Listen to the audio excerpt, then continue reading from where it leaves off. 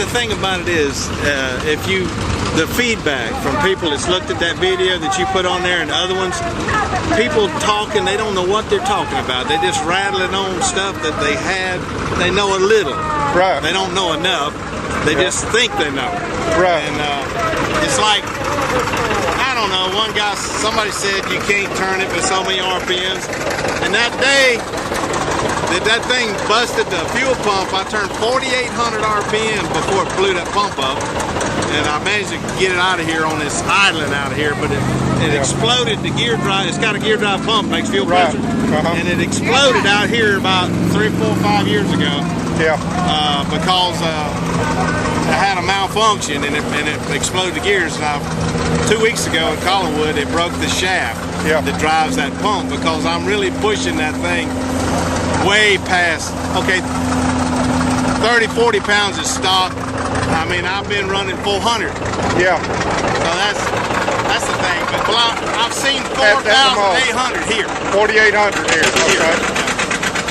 Off line somewhere around. I mean, is that okay to tell? What? What we come off like 3,000.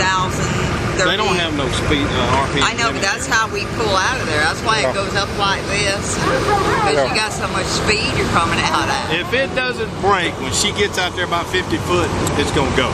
Yeah. I met you 2 years ago. Yeah, 2 years ago. Yeah. It's nice to fit the band to the YouTube video. Right. Thank you. Yeah. You're welcome. Thank you for letting me do it. Yeah.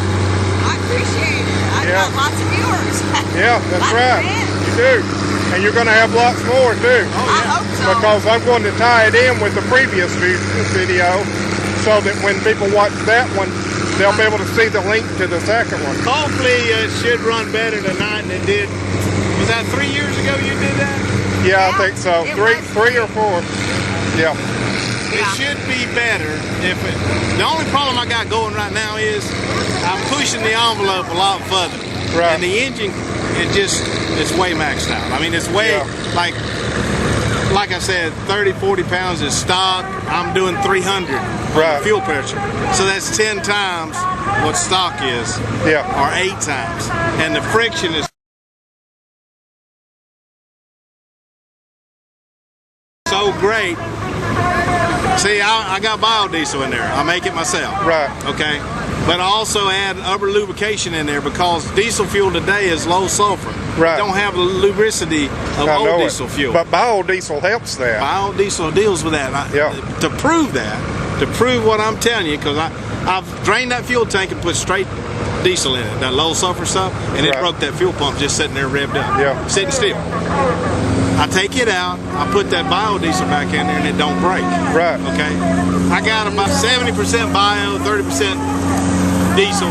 But here's the thing that I've done to offset that. I put Marvel Mist Oil in the fuel. Okay. Marvel Mist Oil is a high lubrication under high temperature. Yeah. It's a real good lubricant. Yeah. It's better than transmission fluid. Put more tranny fluid or a little bit Marvel Mist Oil. So all them factors, it's like experimenting. You're just playing with this fuel concoction. Yeah. It is the master. Yeah. 7+ years. Yeah.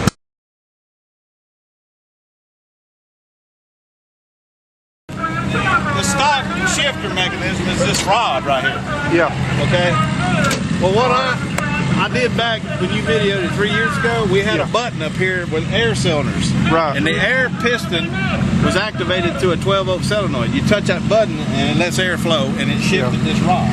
Okay. 2 positions. All right. Well, that worked good for a while, and I thought I had an electrical malfunction. So I eliminated that, and here's what I come up with. This right here. This pedal design is something, I've rebuilt this 3 times. Yeah. But this year is this design with this transmission. This is a 3-speed hydropower. Yeah.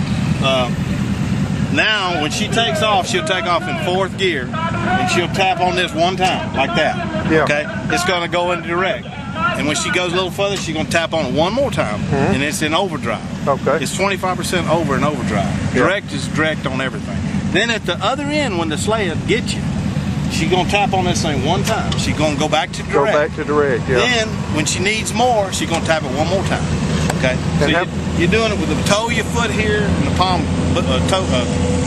the heel, not really the toe, and then the top of your foot. So and how much under is it in this position? It's 25% under, and direct is direct on all of them. But this one has that 25% over. Yeah. Which gives me that 3 miles an hour gain. Right. That's a huge amount of speed gain. Yep. So it's a big advantage. So she's gonna take off in fourth with this one. Right. She's gonna tap it. She's gonna take off like that right there, and then she's gonna tap all the time. Boom. And she's gonna be in direct. And she's gonna pull as hard. Then she's gonna go overdrive. All right. Then you're gonna go as far as you can go until the RPM starts pulling down. And tap that thing one time. Boom. You're back in direct. One more time, you're in overdrive. Right. And it's a huge advantage.